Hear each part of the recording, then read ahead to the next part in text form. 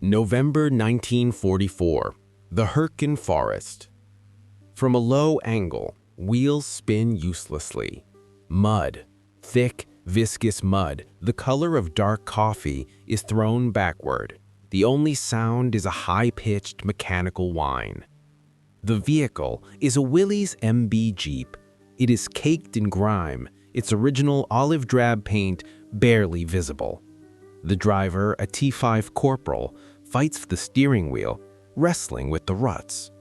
The Jeep shudders, lurches forward, and finds purchase. The locals call this place Moortwad, the forest of death. Here, the trees are so dense they trigger artillery shells 60 feet above the ground, turning a steel canopy into a rain of wooden shrapnel. Beside the Jeep, half submerged in the muck, sits a German SDKFC 251 half-track.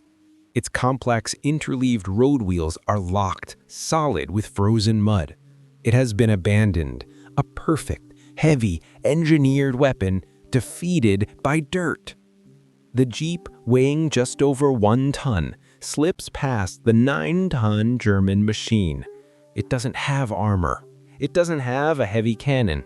It has 4-wheel drive and a 60-horsepower engine nicknamed the Go Devil. On the passenger seat, a medic, his helmet marked with a red cross on a white circle, slumps against a metal crate. He is sleeping from sheer exhaustion. The crate is stenciled blood plasma, handled with care.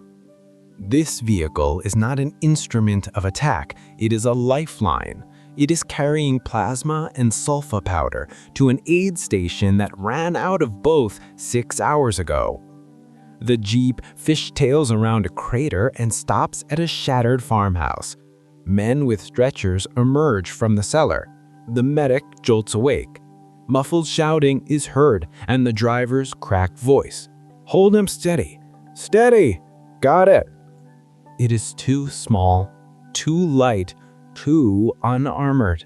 And that is precisely why it works. It is the physical expression of a new idea in warfare. The Jeep, its cargo delivered, turns in an impossibly tight circle and heads back into the forest, its small headlights cutting the fog. It was the tiny workhorse that could go where nothing else could. A machine so versatile, so reliable, and so numerous that German soldiers were specifically warned about it. Its story begins not in the mud of this forest, but in the desperate panic of 1940 with the demand for a miracle. The story of the Jeep begins in a moment of profound, paralyzing fear. It is the summer of 1940. The world is cracking apart. From the skies over Poland to the beaches of Dunkirk, the German Wehrmacht has rewritten the rules of war. Their strategy is Blitzkrieg, lightning war, a terrifying symphony of dive bombers, panzers, and motorized infantry, all moving with a speed that defies comprehension. France, with its supposedly mighty army, collapses in just 6 weeks. The British Army is shattered, abandoning its heaviest equipment on the continent. Across the Atlantic, the United States Army watches in horror. It sees an enemy that has weaponized movement. America, still clinging to neutrality, begins a quiet, frantic self-assessment. Its own army is ranked 17th in the world, just behind Romania. It is an army built for the static trenches of 1918, not the fluid battlefields of 1940. Its primary scout vehicles are often just civilian cars painted olive drab, or motorcycles with sidecars that are hopelessly vulnerable and useless in mud. A chilling realization settles over the high command. They have nothing to counter the speed of the Blitzkrieg. They have no dedicated all-terrain vehicle capable of carrying a machine gun, reconnoitering a bombed-out road, or pulling a small anti-tank gun through a muddy field. They need a general-purpose vehicle, and they need it now. On July 11, 1940, the Army's Ordnance Technical Committee issues one of the most audacious requests in industrial history. It is a demand for a miracle. They draft a set of impossible specifications for a quarter-ton light reconnaissance and command vehicle. It must have four-wheel drive. It must carry a 600-pound payload. It must have a wheelbase no longer than 80 inches and a height no greater than 40 inches. And its empty weight could not exceed 1,300 pounds. This last specification, 1,300 pounds, is the killer. It is a number plucked from thin air, an engineer's fantasy. The Army is asking for a vehicle that can withstand the rigors of combat, but weigh less than a small civilian car. Then came the deadline. A working prototype must be delivered for testing in 49 days. The request is sent to 135 American manufacturers. The response is almost universal silence. The major automakers in Detroit, General Motors, Chrysler, see the 1,300-pound weight limit and the 49-day timeline not as a challenge, but an absurdity. They don't even bother to reply. Only 3 companies raise their hands. One is the industrial titan, Ford Motor Company. They have the resources and the production genius, but they are cautious, moving slowly, skeptical of the Army's demands. The second is Willis Overland of Toledo, Ohio, a company struggling with receivership. They possess a hidden weapon, a powerful, reliable engine they call the Go Devil, designed by the brilliant engineer Delmar or Barney Ruth. But they too are low on cash and unsure if the 49-day deadline is even possible. The third is a company no one has ever heard of, or rather, one everyone assumed was already dead, the American Bantam Car Company of Butler, Pennsylvania.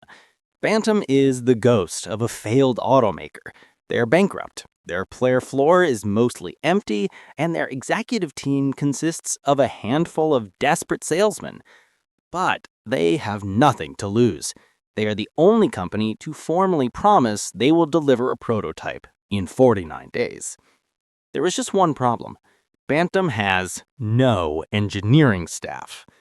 In a move of sheer desperation, Bantam's leadership contacts Carl Probst, a freelance automotive designer in Detroit. They offer him a job he can't possibly accept. Design an entirely new military vehicle from scratch, for free, on speculation.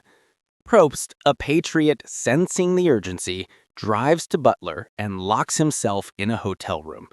In just 2 days, Probst lays out the fundamental design of what will become the Jeep. He ignores the 1,300-pound limit, knowing it is impossible, and aims for a more realistic 1,850. He specifies off-the-shelf parts, a tractor engine from Continental, axles from Spicer, to meet the absurd timeline. On September 23, 1940, exactly on the 49th day, a small, hand-built vehicle sputters into the testing grounds at Camp Hollabard, Maryland. It is the Bantam Blitz Buggy. It is ugly, functional, and tough. The Army testers love it. It chews through the obstacle course, climbs the steep grades, and exceeds every expectation. Bantam has delivered its miracle, but their desperation has also left them vulnerable. They have created the prototype, but the Army, sensing the scale of the coming war, knows Bantam is far too small to build the hundreds of thousands of vehicles that will be needed. And sitting in the stands watching every move the little Blitz buggy makes are the engineers from Willis and Ford. They now have Bantam's blueprint. The battle for the contract had just begun, but the genetic code for the Jeep was now set, and it was about to be forged into the standard that would change the world. The Bantam Blitz Buggy had won the battle of the deadline, but it was about to lose the war for the contract. The Army testers at Camp Hollabard, deeply impressed but realistic, had given Willis and Ford access to Bantam's design. They were now invited to submit their own improved prototypes. The competition was brutal. Willis Overland returned with the Willys Quad. Ford, leveraging its immense manufacturing power, presented the Ford X Pygmy.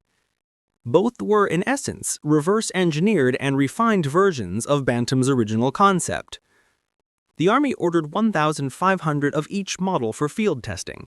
Bantam, now called the BRC-60, Willys, the MA, and Ford, the GP.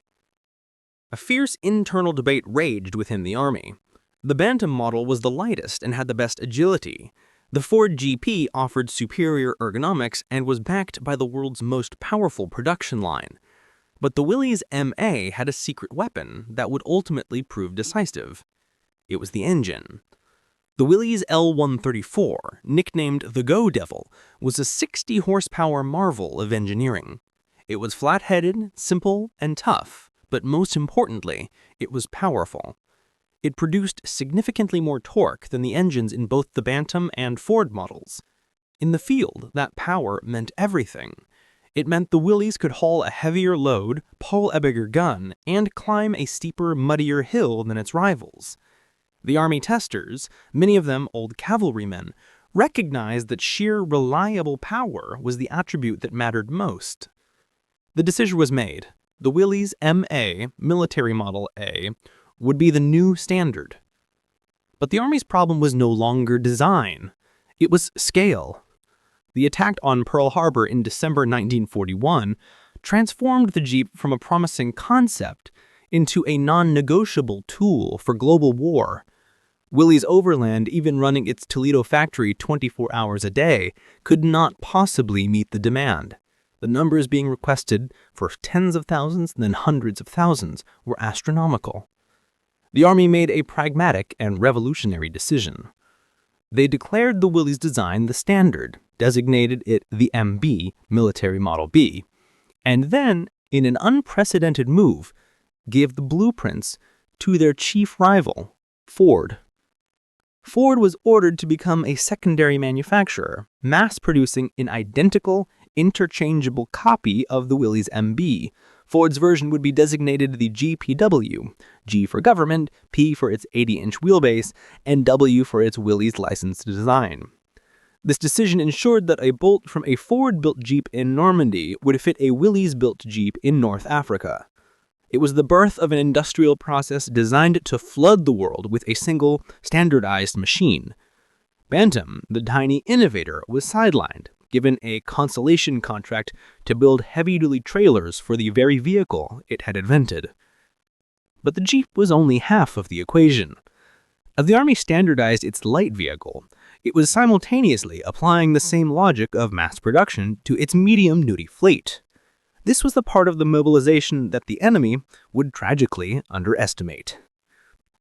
While the Jeep was being perfected, Chrysler Corporation, specifically its Dodge division, was finalizing contracts for a robust 3/4-ton truck.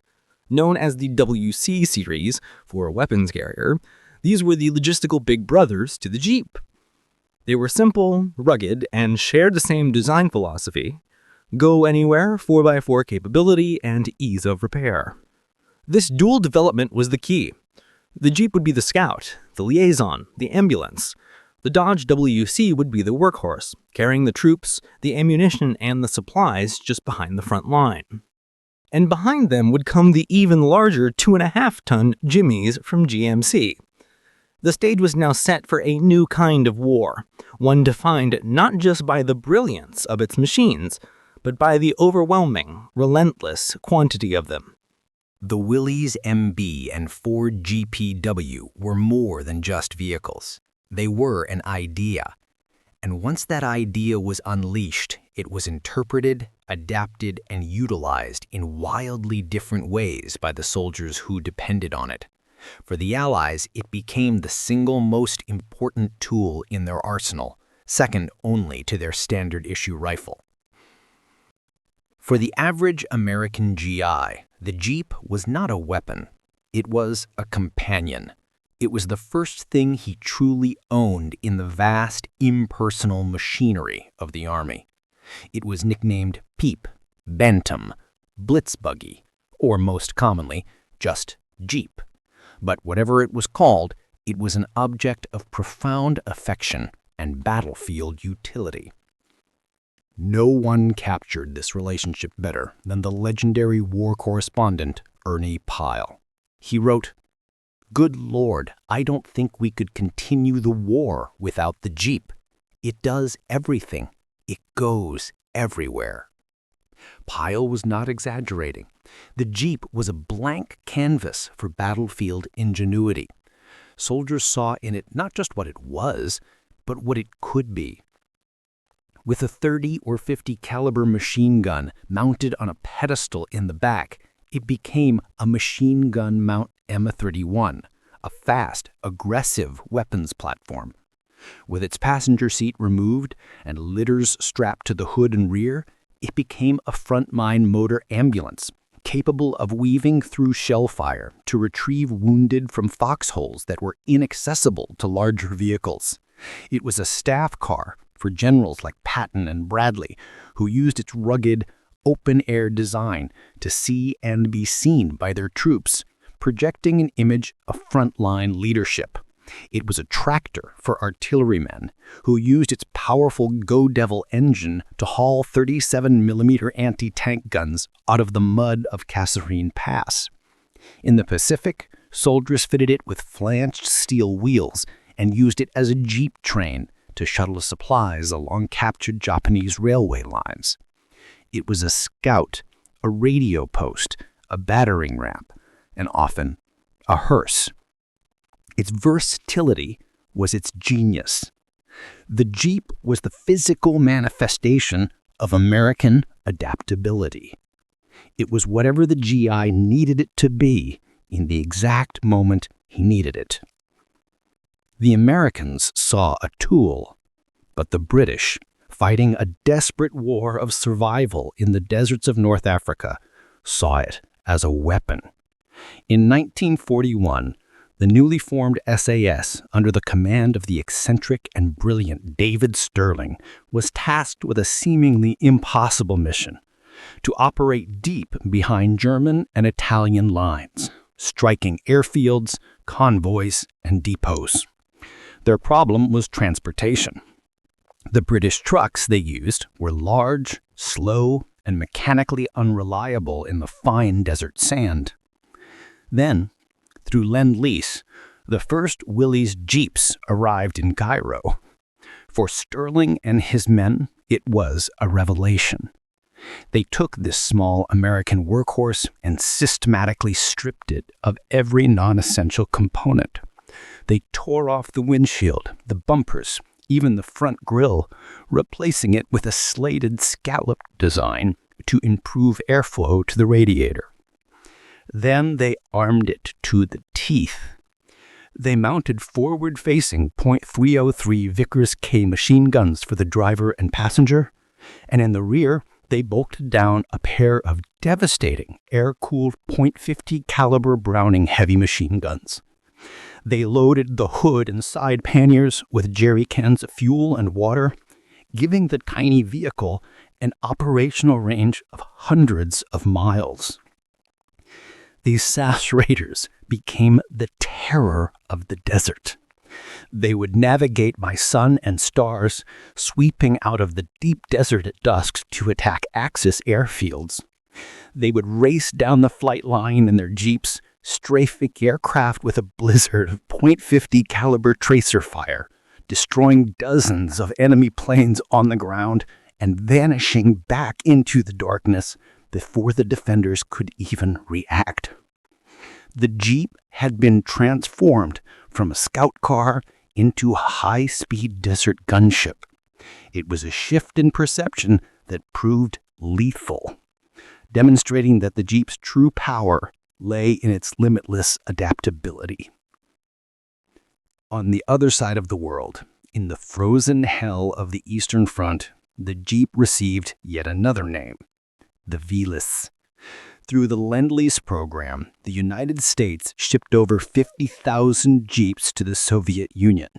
They arrived at the ports of Murmansk and Vladivostok and were immediately thrown into the most brutal attritional conflict in human history. For the Red Army, which still relied heavily on horse-drawn carts and infantry, the Willys was a revelation of modern motorized warfare.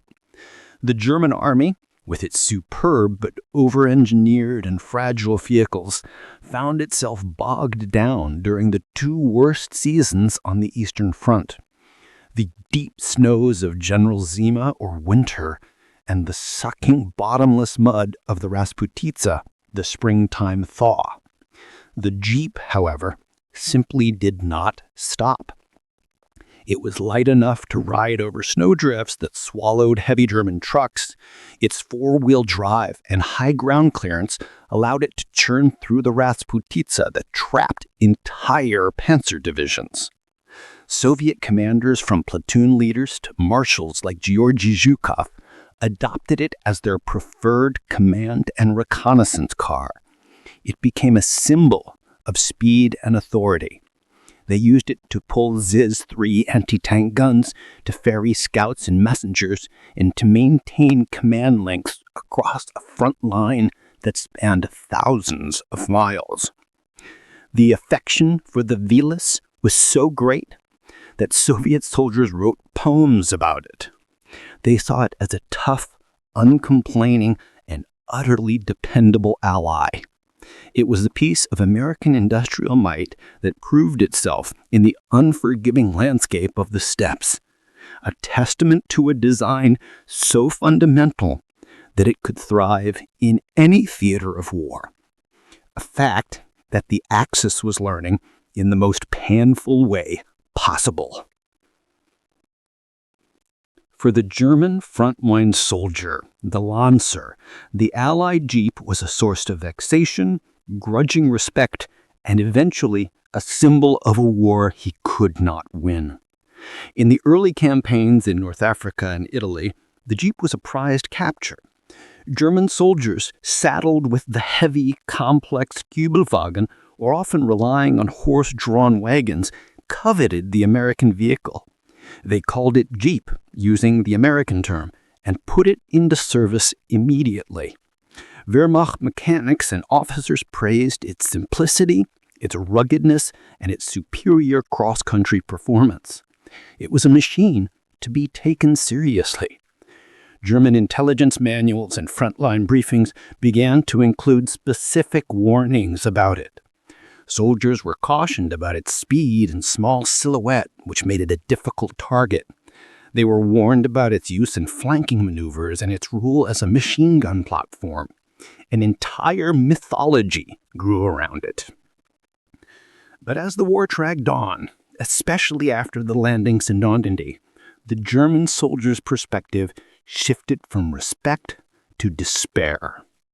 It wasn't the quality of the Jeep that broke his morale. It was the quantity. For every one they captured, 10 more appeared over the next ridge.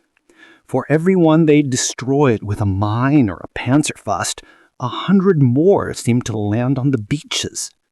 The Jeep became a relentless, metallic insect. It was everywhere. It was the scout that spotted his machine gun nest. It was the artillery forward observers par that called in the devastating time-on-target barrages. It was the courier that delivered new orders, ensuring the American line moved with a terrifying fluid coordination. The Jeep was the visible, annoying, and ubiquitous face of an industrial system that was bleeding the Wehrmacht to death. It was the small, symbolic cog in a vast, unseen machine. And it was the high command that was beginning to understand the horrifying scale of that machine. This is the central paradox of the story. The German generals were not, in the end, defeated by the Jeep. They were defeated by what the Jeep represented. The German Jeep was built on a logistical gamble. Their panzer divisions were elite, mechanized spearhead, but they were tethered to a vulnerable supply chain that even in 1944 still relied heavily on railways and horse-drawn transport. The German war economy was a just-in-time system. constantly starved of fuel, rubber, and the spare parts. The decisive moment of the war in the West was not a single battle. It was a race against time, a crisis born not of defeat, but of staggering, uncontrollable success. It is August 1944. Operation Cobra, the American breakout from the Normandy hedgerows, has punched a hole in the German line. General George S. Patton's newly activated Third Army is pouring through that gap. What follows is one of the most astonishing advances in military history. Patton's armored columns are not fighting a linear battle. They are waging a war of exploitation. They are racing across the breadth of France, bypassing strongpoints, encircling entire German divisions, and advancing 40, 50, even 60 miles in a single day. The Blitzkrieg, the tactic the Germans had perfected, is being used against them with a scale and ferocity they cannot comprehend. Paris is liberated on August 25th. The advance continues, pushing toward the Seine, then the Marne, then the borders of Belgium and Lorraine. The German 7th Army is effectively vaporized in the Falaise pocket. It is a moment of pure triumph. And it is a logistical nightmare of catastrophic proportions. The Allied war machine is in danger of dying from starvation. The problem is simple. The front line is moving much, much faster than the supply line. By the last week of August, Patton's spearheads are more than 400 miles from their supply dumps.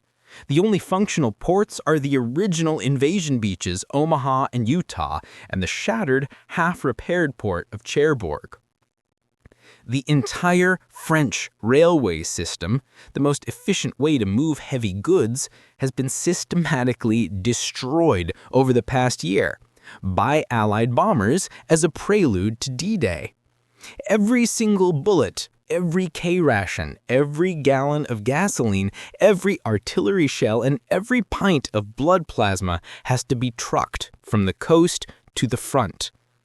The Allied armies have an insatiable appetite.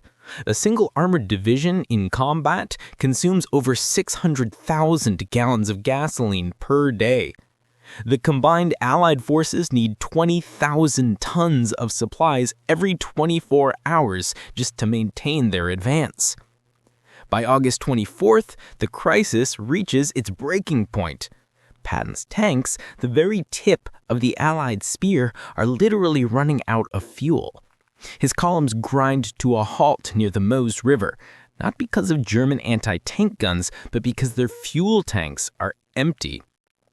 The general's profane, desperate screams for gas become legend. This is the moment, the entire Allied offensive, the momentum that could have potentially ended the war by Christmas 1944, is about to seize up. The German army, battered and broken, is being given the one thing it needs to survive: a pause. A chance to regroup, rearm, and establish a new defensive line on the border of the Reich. The war cannot be won by tanks or planes alone. It will be won or lost by the supply chain. The Allies are facing a logistical void, and the only thing they have to bridge it is trucks. The solution, authorized on August 25, 1944, was one of the most ambitious logistical operations ever conceived. It was codenamed the Red Ball Express. The name was a railroad term for priority freight, but this would be a highway, not a railway. The Army's Transportation Corps seized two parallel circular routes of highway running from the port of Cherbourg and the Normandy beachheads to the forward supply dumps at Chartres. These roads were declared a one-way, 24-hour-a-day, military-only loop. On the northern route, the trucks drove east with supplies. On the southern route, they drove west, empty, back to the ports. No civilian traffic was allowed. No other military traffic was allowed. The Red Ball was sacred. Its purpose was to create a non-stop 600-mile conveyor belt of pure supply. The drivers were the heart of the operation.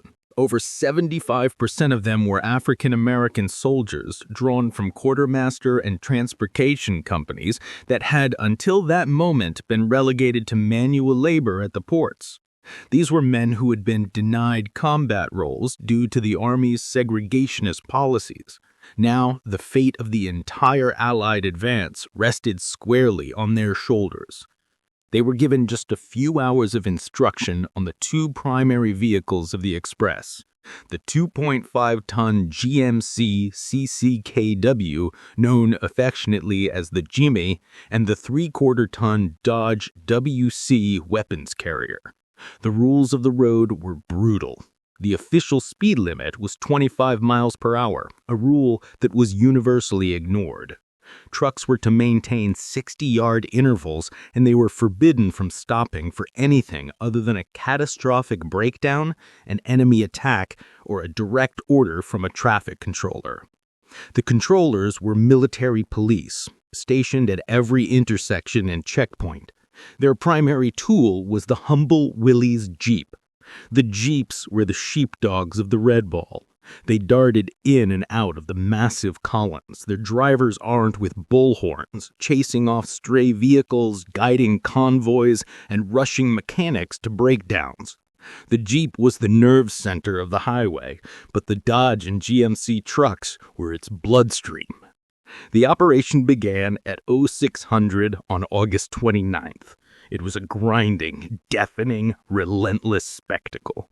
For 82 consecutive days, the Red Ball Express never stopped. The trucks ran 24 hours a day, 7 days a week. Drivers fueled by coffee and amphetamines would drive for 48 or even 72 hours straight, often dozing at the wheel while their co-drivers steered. Mechanics worked in ditches by the side of the road, performing engine swaps in the dark. Tires rated for 5,000 miles were shredded in less than 1,000 under the strain. Engines pushed far beyond their red lines simply melted.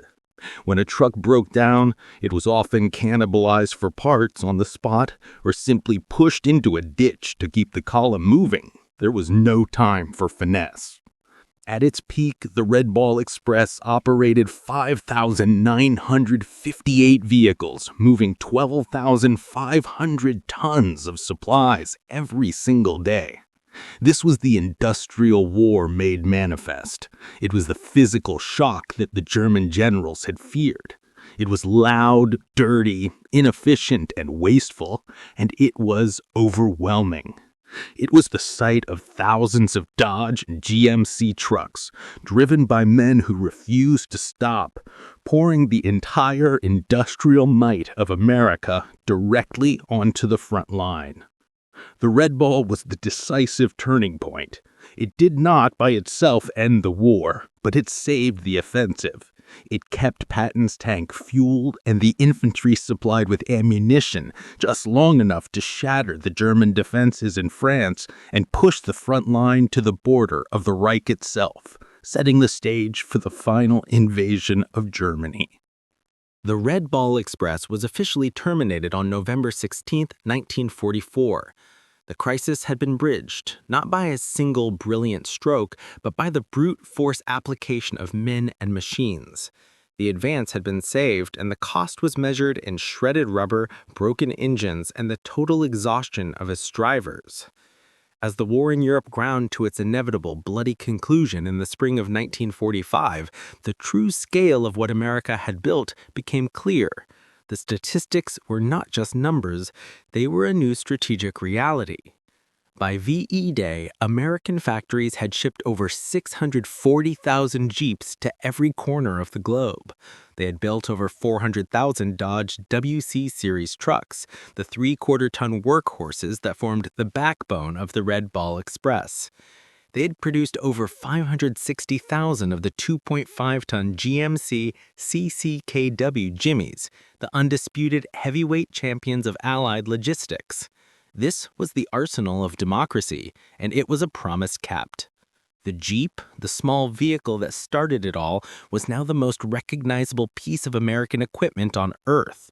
It had served on every front, in every Allied army, and in every conceivable role. General Dwight D. Eisenhower, the supreme Allied commander, was a man of calculated, professional understatement. But when it came to the tools of his victory, he was clear. He would later name the Jeep as one of the 4 tools that won the war in Europe, placing it alongside the C-47 transport plane, the bulldozer, and the 2.5-ton truck. General George C. Marshall, the Army Chief of Staff and the architect of the entire industrial mobilization, went further. He called the little Willys vehicle America's greatest contribution to modern warfare. But the true impact was not measured in the quotes of generals. It was seen in the immediate aftermath in the landscape of a liberated and broken world. As the armies demobilized, hundreds of thousands of Jeeps were simply left behind. They were sold as surplus for as little as $50 or given to Allied governments as part of Reconstruction aid. They immediately transitioned from tools of war to tools of peace. In the shattered cities of France, they became taxis and delivery vans.